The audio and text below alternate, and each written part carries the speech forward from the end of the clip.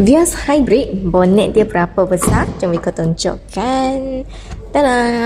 Bonet dia pun sangat-sangat luas. Sebabnya dia punya hybrid battery bukan letak dekat belakang bonet tau. Dia letak dekat depan passenger seat bawah dia.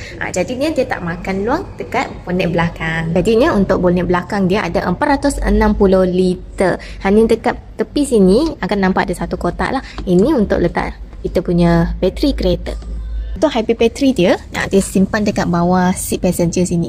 Biko tak dapat nak tunjuk kat korang lah sebab nak kena buka seat ni baru boleh nampak. Tapi yang ni untuk generation keempat punya sistem hybrid, dia pakai lithium ion punya hybrid battery dia. Jadi ni dia lebih kecil dan lebih cepat untuk rechargekan kita punya hybrid battery. Sebab tu dia satu tank 36 liter, dia boleh jalan sampai 900 lebih kilometer.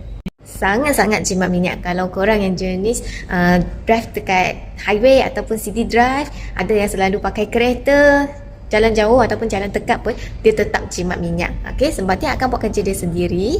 Masa you speed out, dia akan pakai enjin petrol dengan hybrid battery. Kalau you jalan dekat ataupun you low speed, dia akan pakai bateri yang banyak. Itu dia akan buat kerja dia sendiri. Kita tak perlu nak setting-setting apa, tak perlu. So inilah hybrid system kita. Kalau korang ada berminat dengan Vios hybrid ni, good news because sekarang ni ada register, ada promotion dan interest rate dia sangat rendah, serendah 2.1% sahaja. So sesiapa nak boleh rojo-rojo Vigo, semak kelaikan loan secara percuma. Bye.